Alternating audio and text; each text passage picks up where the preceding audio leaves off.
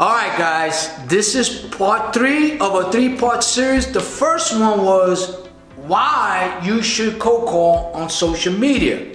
Part 2 was how to prepare to cold call on social media. Now if you've done the first 2 parts, you're gonna love this part. Part 3 is actually how to take that information you have in part 2 if you did the work. Now we're gonna execute that. So part 3 is how to make the actual cold call on social media. And before we dig into the topic, I did this, what I'm about to share with you, I actually did it yesterday on a prospect that I videotaped where I did a cold call, a 20-minute cold call, and I have an appointment for next week to generate a sale.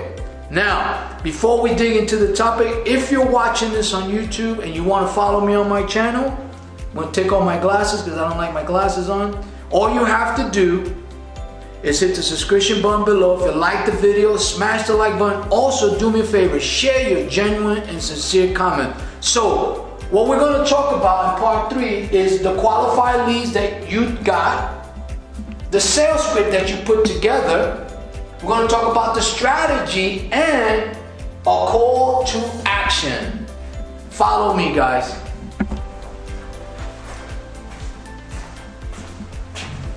Alright guys, check it out. I need to put on my glasses so I can see the board, but then I'm going to take them off. That's just the way I work. Okay, now, what we're going to do is this. This is the salesperson. This is the prospect or the qualified lead.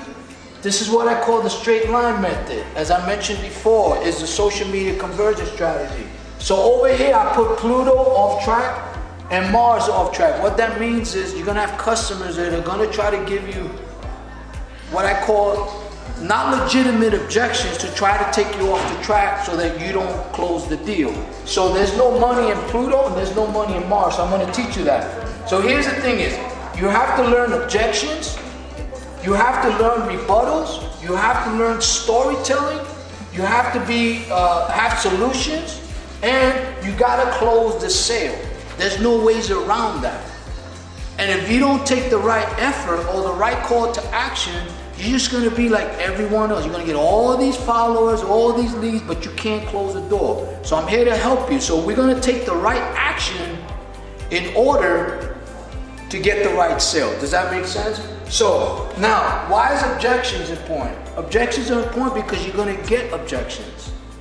But you have to be prepared with rebuttal. So for example, if you're making a cold call, when I make a cold call and the prospect doesn't know who I am, I know what they're thinking.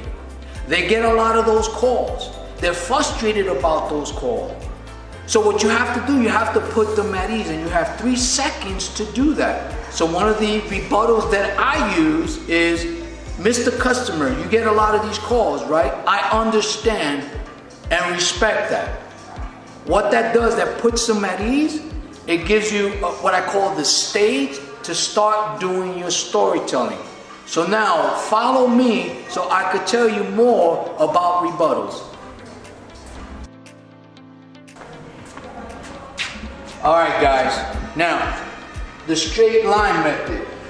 It's like a track, right? If a train goes off the track, what happens? They get into an accident, right? So in order for you to stay on the track, because remember, the point is you're going to go from the opening of a call or opening of a text message or an email message, and the goal is to get to the sale, right? But between that, there's going to be some challenges. You have to be prepared. So if you did part 2, where you actually prepare, you know who your prospect is, you did some pre-qualification, you did some research on them, then you should be prepared. So now what happens is, you're going to expect an objection, right? And I just gave you one. Now, why are rebuttals important? Rebuttals are important because it sets the stage to earn respect, increase your value, but more importantly, it sets the stage for storytelling. And here's the thing about storytelling, 90% of the sales is done through the art of storytelling, but you can't get there unless you're very powerful with your rebuttals. And rebuttals are your weapon. So let me give you another example on a rebuttal. When someone asks me a question in the beginning of a sale or the presentation, and I haven't really got into my storyline, and they ask me, how much does it cost? What they're trying to do is for me to answer so they can hang up on me. So here's a rebuttal for that. Mr. Customer, it doesn't matter if it's $2,500 or $25,000. The bottom line is this: you don't know what I'm offering you, so how can I even give you a price to something you don't even know? Does that make sense? So that's the objection. You gotta say the rebuttal with conviction and confidence so that you can go to number 3, which is the storytelling. Follow me for step number 3. All right, guys, look. Now we talked about objection. I gave you some examples of rebuttals. Now the rebuttals are whether it's a phone call, a text message, an email. It doesn't matter. Whatever your first call to action is, that's what you got to be ready for. For me, 95% of my business is on the telephone. Matter of fact, before we get into storytelling, it has to do with storytelling. I sent out 17 messages the other day, Tuesday. I got 3 responses. I got 1 full presentation that I did my storytelling. And with that, I got an appointment for next week to do a deal. So it does work. The question is, are you ready to do the work? Okay, now let's talk about storytelling. A lot of people don't like telling stories, and the reason is because, one, they don't know how, and they don't want to. But at the end of the day, every single person either gives a story or they watch or listen to a story.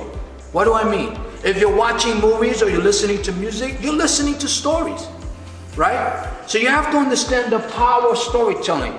And the storytelling is how you tell the story. There's a lot of factors involved. How you make a customer feel, how you address their questions, how you address their concern. That's storytelling. Now 90% of the storytelling is where the deals are done, or they're lost. So storytelling is important. I'll give you an example of a storytelling. When somebody gives me an objection, let's say the objection is, I don't want to hear a sales pitch, which is very often people say that. Well, my rebuttal to that objection is, Mr. Customer, I'm not going to give you a story. I'm going to give you the facts. I'm going to present the facts to you. Fair enough? Great. Once they say yes to that, now you go into your storytelling.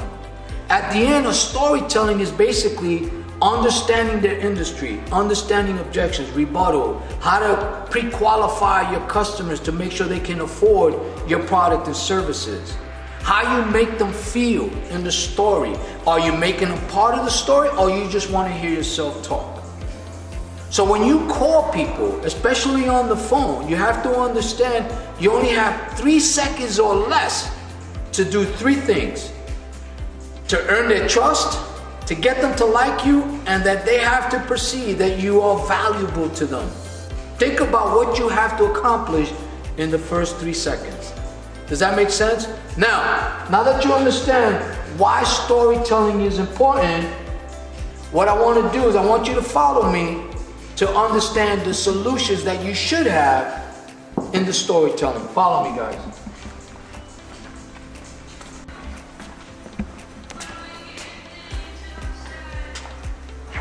All right, guys, so now number 4 is solutions. Let me tell you something. You could tell all the good stories you want. You could have the greatest sales pitch. You could do all the things, but if you don't have solutions, you don't have nothing. You really don't. And don't just make up anything to make them feel good. You better know the solutions before you even present it. For me personally, for what I do and what I offer, I know who my target audience is. I know that they need what I have. My thing is I have to get them to want it. That's the big difference. But if I don't have solutions, guess what happens? I don't have a sale. So you better be able to provide real solutions. And those solutions have to be visible to them. Let me give you an example. When I speak to people on the phone and they don't know who I am, whether social media or not, they have the most powerful weapons. They can hang up the phone on me, right? But I have to be able to take my words, paint a picture, and create an emotion. That is storytelling at its best. Because they're not there to see me face to face. And then more importantly, when you get them emotionally involved, you have to justify that emotion or balance it with logic. What is logic? Logic is the solutions to their problems. Logic is how do you take the objection through your rebuttals. That's the straight line method. And if you don't handle the objections, whether it's in the rebuttals or storytelling solution, you're going to be in Pluto and Mars. There's no money in Pluto and Mars. That's why the straight line method is a very powerful tool. In order to do that, guess what? You got to understand objections, you got to understand rebuttals, storytelling, and then have the solution. But the straight line method is you got to have the right script, because the script leads you to the path to where you want to go. Like having a map. You want to travel, you know, driving north to south, you got to have a map to directions to get there, right? If you want to go to another state or another country you want to fly, you got to know what airline you want to take. You got to know how many miles it's going to take, right? So that's what that is. So that's the solution. You got to have the solution. Now, if you've done these 4 steps, we're going to talk about step number 5, which is what I call the bank account. Now, follow me for number 5. Now, close the sale. Let me tell you something about closing the sale. There's a saying out there, always be closing. I don't believe in that. That's just, it's just a cliche that everybody uses, but not everyone's closing. For me personally, I close in the opening of the call. Because the minute I get through the first 3 seconds, I already closed. Does that make sense? But closing the sale, in order to close a sale, you have to understand the objection, you have to understand the rebuttals, the storytelling, you have to understand everything. But the most important part is how do you put that machine together?